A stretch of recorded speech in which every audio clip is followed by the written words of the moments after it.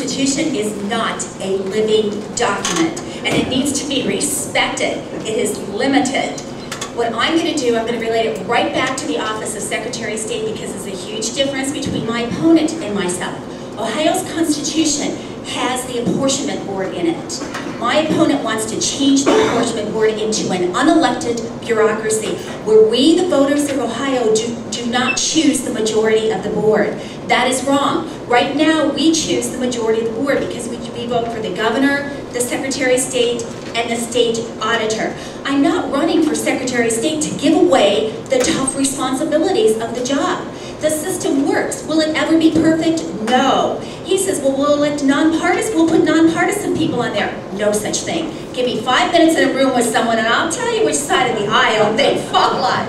I say leave it with the voters. Never give up any of your voting constitutional rights. I have the deepest respect for the people who are founding fathers on both our Ohio Constitution and our U.S. Constitution. I don't even feel qualified to shine their shoes.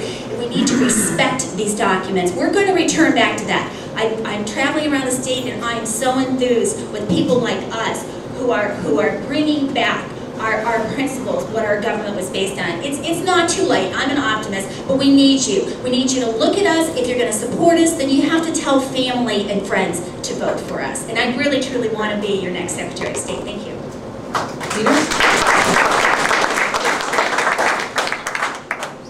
I've been to a number of these meetings, and I keep looking for the wild-eyed, radical, right people, and I can't find them.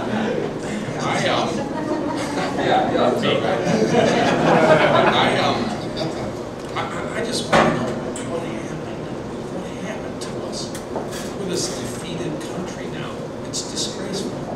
I don't understand when right became wrong and wrong became right. I don't understand why we're prosecuting our Navy SEALs. Why the ACLU?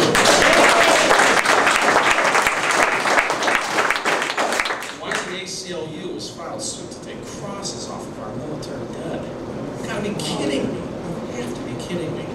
So I'll tell you what, the thing we need to do is we need to reduce the size of government. So the one thing in the Constitution, because there isn't too much time to talk through this in a minute, is to push as many decisions down to states as possible and reduce the size of the federal government, which is taking over everything now. So that's where I come from. I am not defeated. I refuse to accept the premise that the federal government's going to run everything for us. So if you send me to Congress, boy, I will be your advocate to tear this thing down as much as we can. Thank you.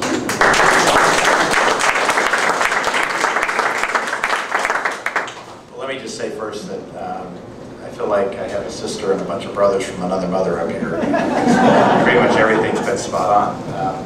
I agree with what Sandy said regarding the apportionment board and as that relates to the Ohio Constitution. So far, I've not yet seen a proposal from either side of the aisle, whether it's Republican or Democrat, because there are two floating out there that I could support.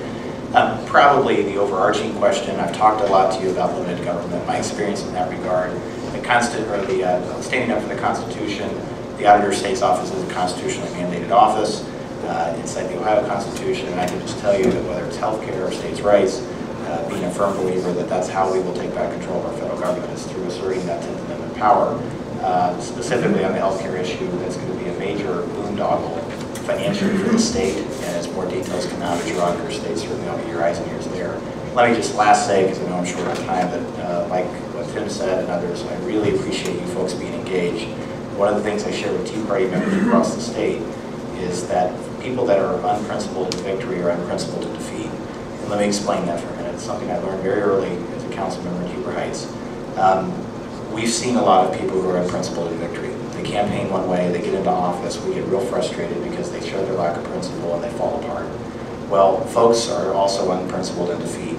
And while those same people are also unprincipled in defeat, and while each of us would desire to have principled people who stand up for what they say they believe first, and I hope that that's what you have sitting in front of you, the reality is that folks that are unprincipled will creep back in. They will pander to the Tea Party movement. They will pander to the conservative movement. They will get themselves elected and will disappoint us all.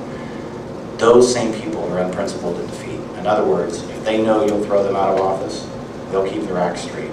And what I beg you to do is you folks have the volume turned up real loud right now. Everybody's paying attention. The Democrats are paying attention. I sit in the leadership meetings inside the Ohio House on the Republican side. I promise you the Republicans are paying attention. I tell you to turn up the volume and keep it turned up no matter who wins in 2010, because the system needs the check and balance of the people's activity, and you folks are providing that. So God bless you, Godspeed, and I hope to earn your vote on May 4th. Thank you very much.